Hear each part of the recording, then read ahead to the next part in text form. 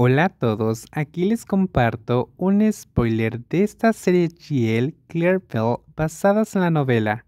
No dudes en suscribirte para estar al pendiente de los nuevos spoilers que traigo para ti. La arrestaron 3 días después, en cuanto le encontraron el cuerpo del marido flotando, por supuesto. Belle comenzó a preguntarse si realmente quería escuchar biografías tan detalladas de los prisioneros. Qué suerte tuve de almorzar antes de que Kao comenzara a describir escenas macabras tan vívidas que parecían proyectarse en mi mente. De hecho, ella era doblemente afortunada. Si hubiera comido más, probablemente ahora estaría enferma. La gordita del grupo se llama Dewan. Entró en prisión justo después del líder. Se volvieron tan cercanos que morirían el uno por el otro. Kao hizo una pausa dramática, pero su crimen es bastante triste en realidad. ¿De dónde eres? Kao respiró hondo como si la historia le afectara personalmente. Mató a su propia abuela, pero no se lo digas a nadie, ¿de acuerdo? La compañera de Zelda bajó la voz, escudriñando los alrededores con la mirada para asegurarse de que nadie estuviera escuchando. Antes de continuar, en realidad, Kao bajó aún más la voz. Ella misma cuidó de su abuela, que estaba postrada en cama. La anciana no podía moverse ni hacer nada sola. Ningún otro familiar vino a ayudarla. Hizo una pausa y sus dedos agarraron el brazo del banco de mármol. Nadie sabe cuánto tiempo aguantó, pero cuando llegaron los periodistas, Dewan dijo que su abuela repitió: "Quiero morir, no puedo soportarlo más. ¿Por qué no puedo morir? Esto es una tortura". Luego recogió una almohada y Kao no terminó la frase, pero el gesto de la mano fue suficiente. La palabra lástima surgió en la mente de Belle, incluso mientras su propio cuello aún le dolía por el golpe recibido. La joven suspiró profundamente, con la mirada perdida en una maceta frente a ella. Sumida en la historia que acababa de escuchar, ella misma había pasado casi un año cuidando a su padre enfermo, luchando contra una enfermedad cuyos síntomas solo podían controlar, no curar, e incluso después de eso necesitaba tiempo para recuperar su salud mental.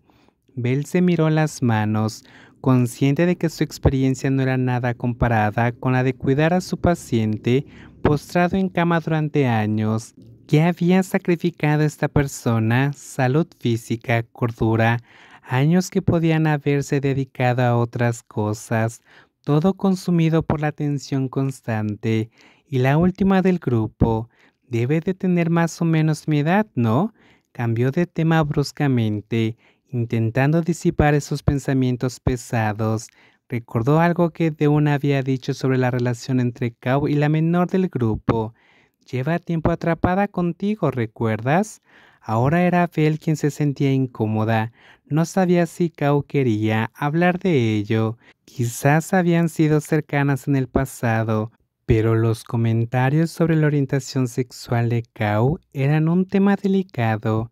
Era mejor mantener los buenos modales y no preguntar directamente, al menos no hasta que la propia Kao decidió sacar el tema. "Se llama Didi, tienes más o menos nuestra edad". Kao frunció el ceño. Nadie sabe con certeza de que la condenaron. Cada vez que cuenta, inventa una historia diferente. Primero dijo que golpeó a alguien hasta matarlo, luego lo cambió. La víctima se había atragantado con su propia saliva durante una pelea. Soltó una risa seca.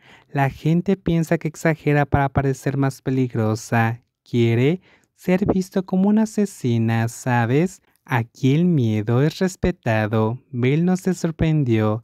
Didi era la más ruidosa del trío, siempre intentando imponerse, como si necesitara ocupar más espacio que los demás. Pero descubrí que la víctima era un compañero de trabajo, un animador de bar de los que hacen bromas sobre la cerveza.